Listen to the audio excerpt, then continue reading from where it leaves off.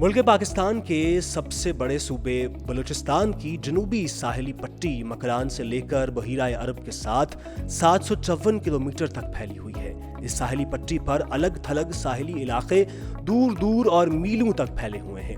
ये इलाके अपनी खूबसूरती और कदीम रिवायात की वजह से दुनिया भर में शोहरत रखते हैं, क्योंकि बहीरा अरब का नीलगू पानी जब गवादर, पसनी और ओरमाड़ा के चमकते रेतले साहिलों से टकराता है तो ये मंजर बेहद खूबसूरत होता है। और जब कोई सयाह इन इलाकों में आता है तो इस खत्ते की खूबसूरती में खो जाता है। एक जगह है वहाँ पर सुर सुर का मतलब है सोना और बंदर का मतलब है पोर्ट।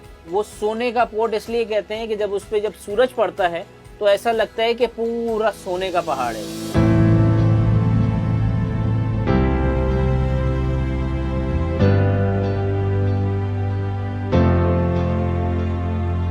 वहाँ पर हमें एक मछली लगी जिसको डोराडो कहते हैं या माही माही, ग्रीन कलर की बड़ी खूबसूरत किस्म की मछली होती है।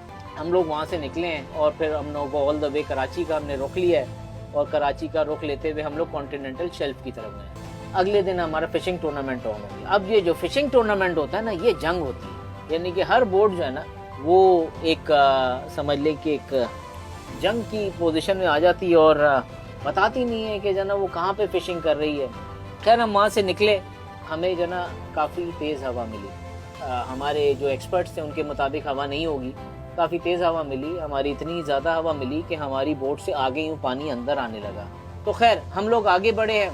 हम लोग एक जगह है जिसको कॉन्टिनेंटल शेल्फ बोलते हैं, उसकी डेप्थ जो है वो 1000 मीटर तक चली जाती है, यानी कि 1 किलोमीटर की डेप्थ पानी के अंदर। यहाँ घूमते फिरते ऊंट, जाबजा खजूरों के दरख्तों के खूबसूरत झुंड, छोटी छोटी नदियाँ और ठंडी गुदगुदाती और आलूदगी से पाक आबो हवा मुल्की और गैर मुल्की सयाहों की दिलचस्पी का बायस है। इस इलाके में सहरा और बंजर पहाड़ भी हैं और नदी नाले भी, और यहाँ आने वाले सयाहों को यूं महसूस होता है कि इंसान सदियों पहले की किसी अलफ लैलवी दास्तान का हिस्सा है। यही वजह है कि इस इलाके को कुदरत के कई किस्म के इम्तिजाज की सरजमीन कहा जा सकता है।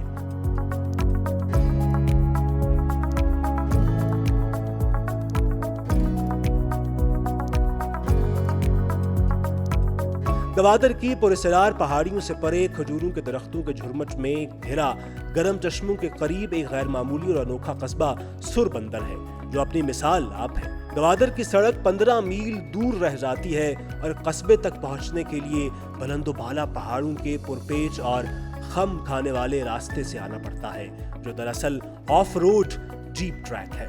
रास्ते में जगह जगह बकरियों और भेड़ों के रेवड़ों को रास्ता देने के लिए बार बार रुकना पड़ता है।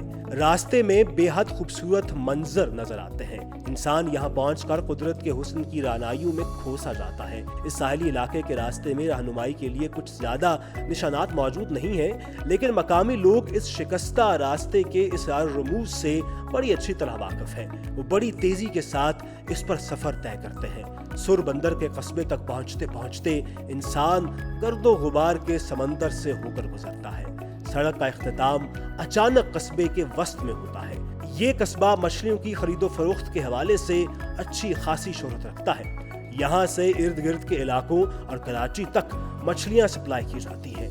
यहाँ से मछलियों को पकड़ने के बाद इसको कोल्ड स्टोरेज में रखा जाता है। ज्यादातर मछलियों को अगले रोज सुरबंदर से मुंतकिल कर दिया जाता है, लेकिन झींगा मछली को फौरी तौर पर बजरिया हवाई जहाज कराची पहुंचाया जाता है।